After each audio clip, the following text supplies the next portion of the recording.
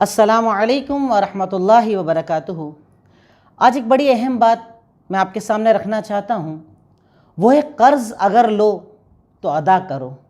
हमारे यहाँ बहुत सारे लोग ऐसे हैं जिन्होंने कर्ज़ लेना आदत बना लिया है। कर्ज़ लेने आते हैं, बड़े अच्छे अंदाज में आपके सामने पेश आते हैं, पर लेकर उसके बाद वो नज़र नहीं आते। जब वक्त दिया है उस पर फ़ोन नहीं उठाते, मुलाकात नहीं करते, झूठे वादे करते हैं। ऐसे कर्ज़ लेने वालों को बहुत होशियार हो जाना चाहिए। अगर आप कर्ज़ के ताल्लुक़ से अल्लाह के नबी सल्लल्लाहु अलैहि वसल्लम की सुन्नतों को देखें, मुस्नद अहमद की रिवायत है कि अल्लाह के नबी सल्लल्लाहु अलैहि वसल्लम के पास जब किसी जनाजे के बारे में ख़बर आती कि नमाज़ पढ़ानी है, आप नमाज के लिए खड़े होते, सबसे पहला सवाल करते, क्या तुम्हारे साथी के ऊपर कोई कर्ज़ा बाकी है? अगर कहा जाता हाँ तो आप पूछते कोई अदा करेगा? अगर कहा जाता हाँ तो ठीक, नहीं तो आप उसकी नमाज नहीं पढ़ाते, किसी और को ज़िम्मेदार बनाते।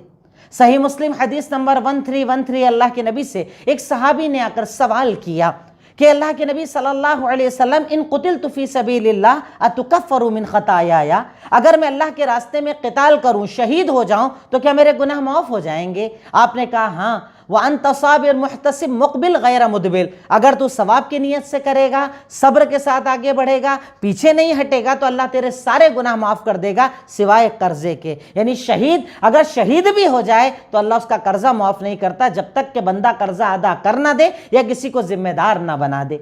मुस्नद अहमद ही की रिवायत है, एक मरतबा अल्लाह के नबी नमाज़ पढ़ा रहे थे, आपने सवाल किया इसका कर्ज़ है? जानते हैं कितना कर्ज़ था? सिर्फ 2 दीनार। बहुत छोटी सी रकम। यहाँ तो लाखों रुपए कर्ज लेकर मुंह नहीं दिखाते, चेहरे नहीं दिखाते, मुलाकात नहीं करते, सही से जवाब नहीं देते, बल्कि लेने के बाद और ज्यादा जीदार हो जाते हैं, बदतमीजी करते हैं, लड़ाई झगड़े करते हैं। याद रखो कि दुनिया में सब कर लोगे, कब्र से लेकर आखिरत तक क्या जवाब दोगे? सहाबी से पूछा गया कि इनके ऊपर कोई कर्जा है?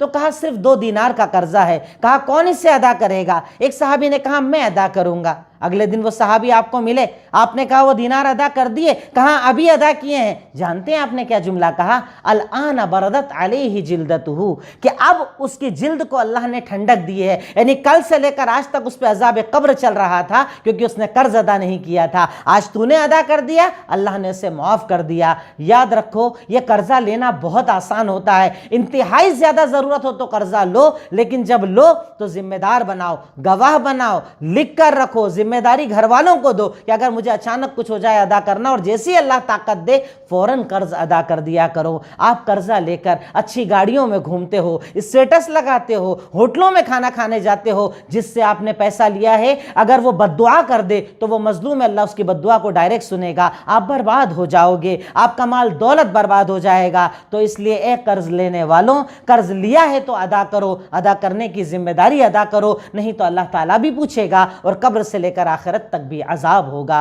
अस्सलामु अलैकुम वरहमतुल्लाहि वबरकातुहू।